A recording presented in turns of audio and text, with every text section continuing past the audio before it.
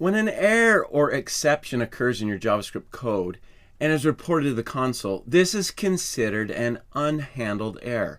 Remember, this is the default behavior as we explained earlier. Generally, unhandled errors are not good for a couple of reasons. First, the user may not even know the error occurred. Most users would not know where to look for an error. And second, it will stop the currently executing code from finishing. With certain exceptions, you may want the code to continue, but you may want to handle that exception in a certain way. The common mechanism for handling errors or exceptions is the try-catch statement. Using our example from the previous topic, let's see how this statement works. Now, here we were creating an error.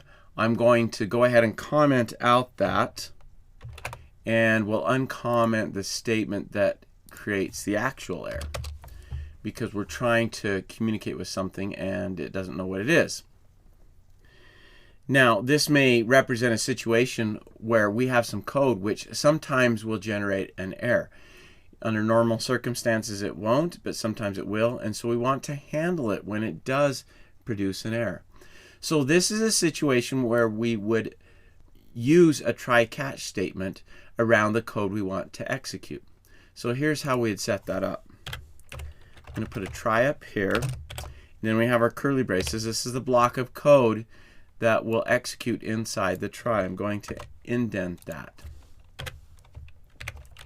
And then down here we have a catch clause as well. And inside the parentheses we enter a variable because the catch clause is provided with an error object. So when an error occurs at any point in the try portion, this portion right here, code execution immediately exits and resumes in the catch portion down here. The catch portion also receives the error object as I indicated. So we have access to that information about the error. Now, what do you do in the catch portion?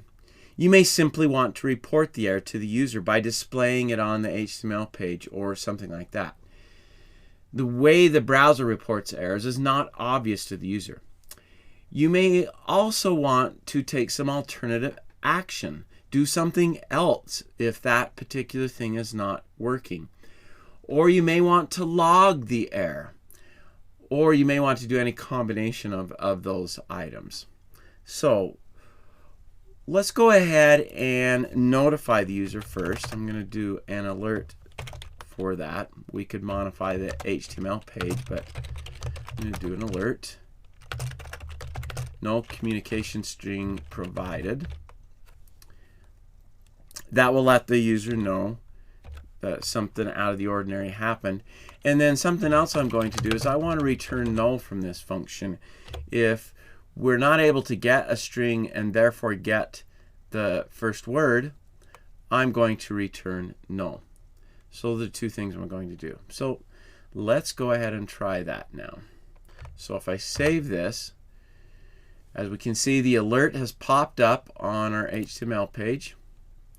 And if we look at the console, we can see that a null was returned here instead of the first word of some string which we weren't able to get. All right, so that's how a try-catch statement works. Anything that could cause an error, we place here.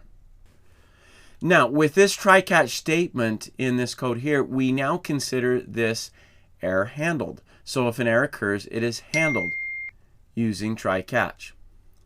Now, the try-catch statement may also have a finally clause. Any code inside finally will always execute.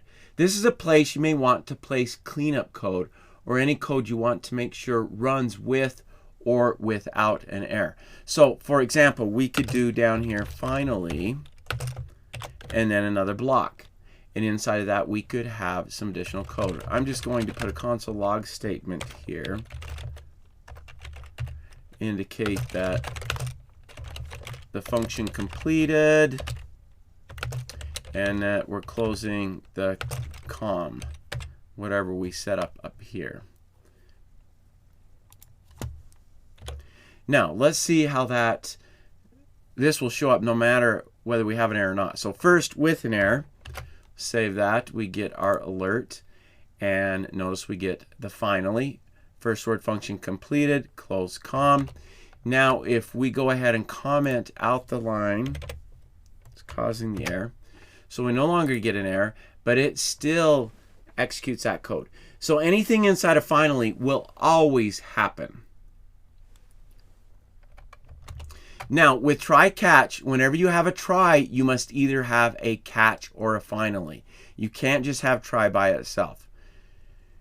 Now, as we show here, we have all three, but you could have just a finally here, or you could have just a catch there. All right, so try catch is a very common method for handling exceptions in JavaScript.